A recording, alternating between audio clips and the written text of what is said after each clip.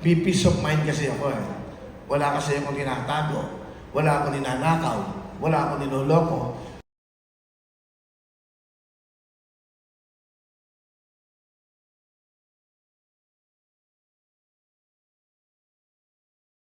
Now in millions. It's not about how much. It's about how you work, the hard work. Nakita niyo ba? Pakita nga. Para lang malaman niyo, kasi hindi ko to pinapakita, pero I was so surprised. Nakikita ko sa YouTube now eh. Ayan o. Eto. During the time, 2012, baka hindi niyo kasi to alam. Ayan po.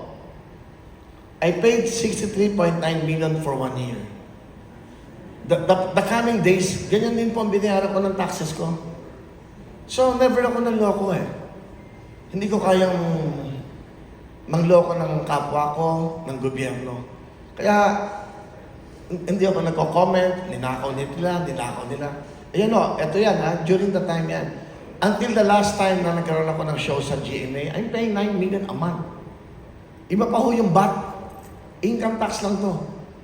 So kung makikita nyo po, meron pa yan eh, marami pa yan eh. Ilang years na halos ganyan yung binabayaran ko. Ayan o, so para malaman nyo lang ho, ito yung may-ari ng Mercury Drug eh. She paid, individual to ha, hindi to company.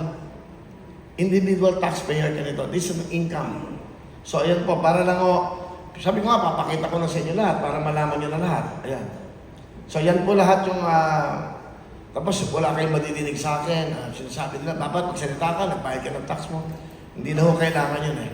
So marami pa to na kung makikita nyo naman sa BIR kung ilan yung talagang binayaran ko ng taxes. Hindi pa yung kasama yung ano yan, WBR production. So yan o, sa... Wala pa kanya naman yung tax na binayaran ko. Diba? Ayan. Good afternoon po. Sabi mo kanina, you're only 65 years old.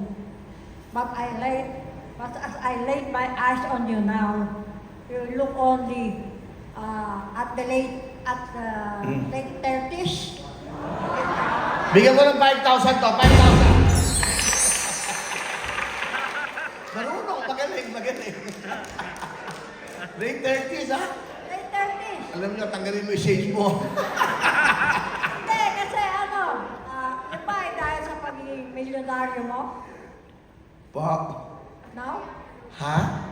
Dahil sa pagiging milyonaryo mo, kaya ka mukhang bata o? It's not about the money.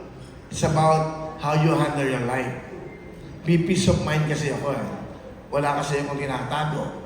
Wala akong ninanakaw. Wala akong niloloko. So I think yun ang kayamanan ko sa ngayon. I think yun ang kayamanan ko sa ngayon. Meron akong nakita sa social media, post ka, na meron kang syota,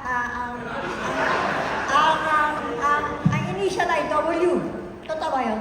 Wala akong girlfriend. Kasi kung may girlfriend ako, papaalam ko sa iyo, ikaw tayo, text kagad kita.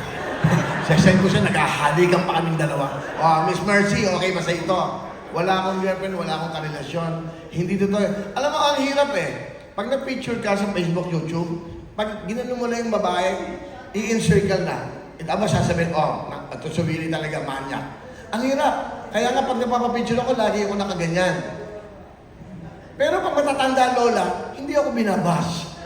Pero pag bata, mga ganda mga binabas ako. Kaya kahirap talaga ng social media eh. Di ba? Okay, thank you, Willie.